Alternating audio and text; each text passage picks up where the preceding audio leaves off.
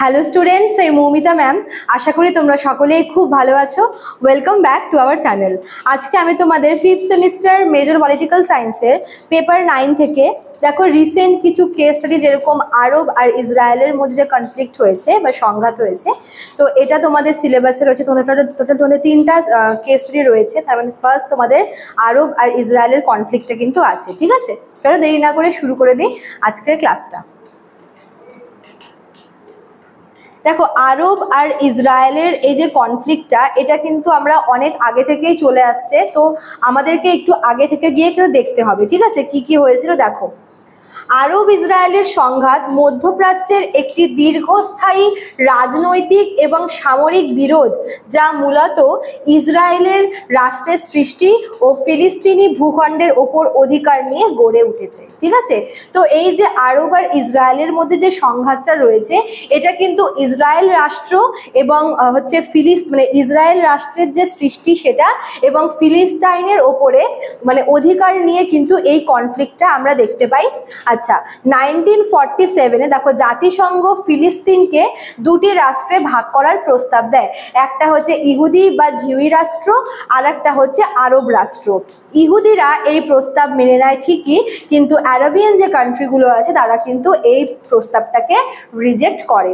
মানে 1947-এ যে জাতিসংঘ ছিল, ইউনাইটেড নেশন, সে কি করে, ফিলিস্তিনি যে আছে এই ফিলিস্তিনিকে দুটো ভাগে ভাগ করার প্রস্তাব দেয়। আগেই বললাম যে ফিলিস্তিনি ভূখণ্ডের ওপর অধিকার নিয়েই কিন্তু এই কনফ্লিক্টটা গড়ে ওঠে।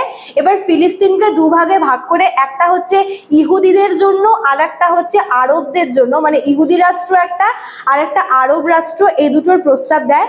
এবার ইহুদিরা কিন্তু সেই প্রস্তাব মেনে নেয় ঠিকই, কিন্তু আরব দেশগুলি কিন্তু এই প্রস্তাব মেনে নিতে অস্বীকার করে। ঠিক আছে, তো তখন থেকে এই কনফ্লিক্টের একটা সূত্রপাত আমরা দেখতে পাই। এবার 1948 সালে ইসরায়েলের স্বাধীনতা ঘোষণা করলে মিশর, জর্ডান, সিরিয়া, লেবানন এবং ইরাক সহ আরো কয়েকটি আরব দেশ কিন্তু আক্রমণ করে। ঠিক আছে, মানে এইবার 1948-এ ইসরায়েল সেখান থেকে বেরিয়ে স্বাধীন হয়, স্বাধীনতা ঘোষণা করে। এবার যখন ইসরায়েল তার নিজের লিবার্টি যখন ঘোষণা করলো, তখন আরো কিছু আরবিয়ান কান্ট্রি, যেরকম মিশর ছিল, জর্ডান ছিল, সিরিয়া, লেবানন, ইরাক, এই দেশগুলো সহ আরো কিছু দেশ, আরব দেশ কিন্তু আক্রমণ করে। ঠিক আছে, আচ্ছা, এই প্রথম আরব ইসরায়েলের যুদ্ধের ফলে ইসরায়েল কি জাতিসংঘের প্রস্তাবিত সীমার চেয়েও বেশি ভূখণ্ড দখল করে। যেটা বললাম যে প্রথমেই জাতিসংঘ কিন্তু ফিলিস্তিনকে দুভাগে ভাগ করে অলরেডি সীমানা নির্ধারণ করে দিয়েছিল। এইবার ইসরায়েলের ওপর যখন ওই আরবিয়ান কান্ট্রিগুলো যখন আক্রমণ করলো, তখন ইসরায়েল কি করলো, ইসরায়েল জাতিসংঘকে বলল যে ওদের যে বরাদ্দ করা হয়েছিল যেটুকু ভূখণ্ড, তার থেকে আরো বেশি ভূখণ্ড তারা দখল করবে। ঠিক আছে, এরকম তারা একটা প্রস্তাব রাখলো জাতিসংঘের কাছে। লক্ষাধিক ফিলিস্তিনি শরণার্থী হয়ে পড়ে, যা প্যালেস্তাইন শরণার্থী সংকট নামে পরিচিত।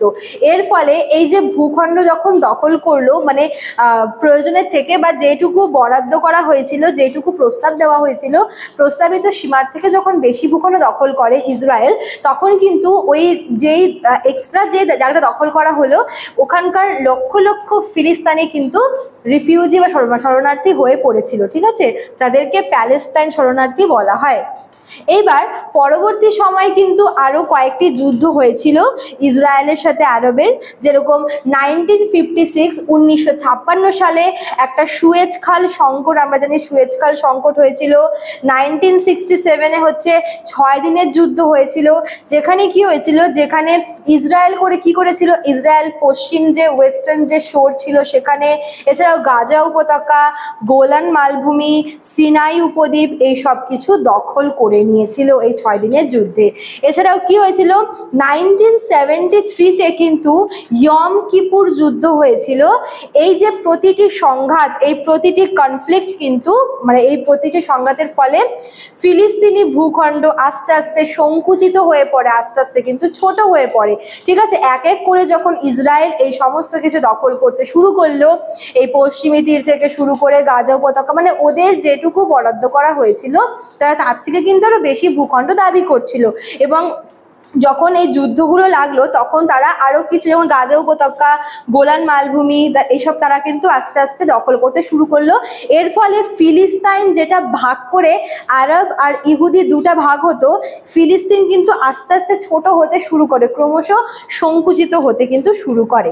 ঠিক আছে, আচ্ছা এবার দেখো কি বলছে, শান্তি প্রতিষ্ঠার জন্য বিভিন্ন উদ্যোগ নেওয়া হয়েছে। যেরকম প্রথমে 1979-এ কিন্তু মিশর এবং ইসরায়েলের মধ্যে একটা পিস কন্ট্রাক্ট বা শান্তি চুক্তি হয়েছিল।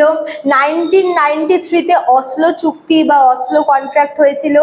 কিন্তু মানে এর ফলে তবে কি হয়েছিল, জেরুজালেমের মর্যাদা, ফিলিস্তিনের স্বাধীন রাষ্ট্র গঠন এবং যে রিফিউজিরা ছিল, শরণার্থীরা, তাদের প্রত্যাবর্তনের অধিকার নিয়ে কিন্তু মত পার্থক্য রয়ে গেছে।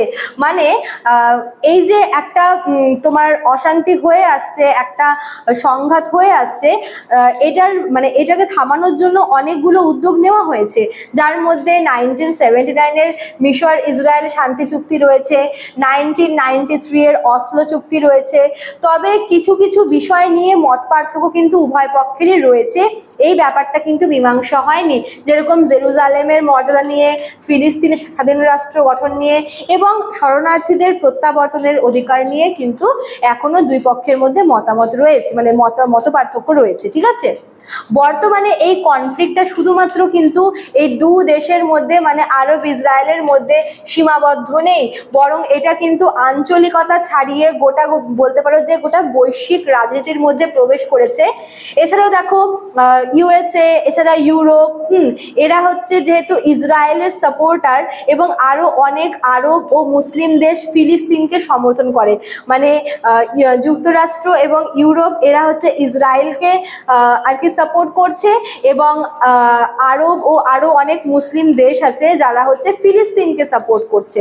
ঠিক আছে, এছাড়াও দেখো হচ্ছে গাজা রয়েছে, এছাড়া হচ্ছে হামাস রয়েছে, ফাতাহ, এই দলের মধ্যেও কিন্তু রাজনৈতিক বিভাজন ও সমস্যা তৈরি করছে। ঠিক আছে, তো এই যে সংঘাতটা যেটা এখনো মেটেনি, মানে ফিলিস্তিন আর হচ্ছে এই ইসরায়েলের মধ্যে এই যে ঝামেলাটা, এটার মূল কারণ কি? দেখো, এর মূল কারণ হিসেবে ধর্মীয় কারণকে রাখা হয়েছে, এর মূল কারণ হিসেবে জাতিগত মতভেদ, ভূখণ্ডগত বীরত্ব অবশ্যই রয়েছে। ঠিক আছে, এই কারণগুলো কিন্তু আমরা মেনলি দেখতে পাই এই সংঘাতের ক্ষেত্রে। ঠিক আছে, এছাড়া কি দেখো, শান্তি প্রতিষ্ঠার জন্য কি করা উচিত, এখানে কি করা উচিত বলেছে, শান্তি প্রতিষ্ঠার জন্য উভয় পক্ষের মধ্যে কিন্তু আস্থা রাখা উচিত, রাজনৈতিক সদিচ্ছা তো অবশ্যই রয়েছে, এবং সেই সাথে কিন্তু আন্তর্জাতিক সমন্বিত প্রচেষ্টাও অপরিহার্য। তা না হলে এই যে আরব এবং ইসরায়েলের এই যে সংঘাতটা, এটা কিন্তু মধ্যপ্রাচ্যের ইতিহাসে আরো বেশি অস্থিরতা বাড়িয়ে তুলবে, এবং এটা পরবর্তীকালে কিন্তু আরো অনেক ঝামেলা এবং অশান্তির সৃষ্টি করবে বলে মনে করা হয়। অর্থাৎ এই যে জায়গা নিয়ে বা এই যে ভূখণ্ডের অধিকার নিয়ে যে লড়াই, সেটা ছাড়িয়ে গিয়ে এখন দেখো একটা ধর্মের ব্যাপার চলে এসছে। হ্যাঁ, একটা ইহুদি, তারপর হচ্ছে আরব, এরকম একটা ব্যাপার চলে এসছে। ভূখণ্ডগত বিরোধ রয়েছে, জাতিগত বিরোধ রয়েছে, ধর্মীয় বিরোধও রয়েছে। তো সবটা মিলিয়ে এই দুই পক্ষের মধ্যে কিন্তু বিরোধটা চরম পর্যায়ে রয়েছে। তো অনেক রকমের শান্তি চুক্তি স্থাপন করার পরেও কিন্তু কিছু কিছু ক্ষেত্রে মতপার্থক্য রয়েছে, এবং এই মতপার্থক্য আরো কিছু শান্তি প্রতিষ্ঠার মাধ্যমে কিন্তু দূর হতে পারে, এবং তার জন্য কিন্তু দুই পক্ষের মধ্যে আস্থা রাখাটা খুব দরকার। ঠিক আছে, আচ্ছা চলো, তো এই ছিল তোমাদের আজকের ক্লাসটা আরব ইসরায়েলের কনফ্লিক্টটা নিয়ে। ঠিক আছে, আচ্ছা দেখো, ক্লাসটা শেষ করে তোমাদের বলে রাখি, দেখো এখানে দুটো নাম্বার তোমরা দেখতে পাচ্ছ, এই নাম্বার দুটো আমাদের সেন্টারের হেল্পলাইন নাম্বার। যারা আমাদের কাছে অনলাইনে পড়তে চাও তারা এই নাম্বার দুটোর মধ্যে একটা নাম্বারে আমাদের সঙ্গে যোগাযোগ করে নিতে পারো। এছাড়াও দেখো, তোমাদের কোর্স ফি দেওয়া আছে। 5th সেমিস্টারে যারা তোমরা মেজরে পড়তে চাও, তোমাদের হচ্ছে পে করতে হবে 1199 টাকা, এবং যারা মাইনরের জন্য অ্যাডমিশন নেবে তোমাদের পে করতে হবে 699 টাকা। ঠিক আছে, ক্লাস তোমাদের কিন্তু অলরেডি শুরু হয়ে গেছে, এবং নোটস প্রোভাইড করাও কিন্তু শুরু হয়ে গেছে। চলো, আজকে এতটুকুই থাকলো, দেখা হচ্ছে নেক্সট ক্লাসে। Thank you.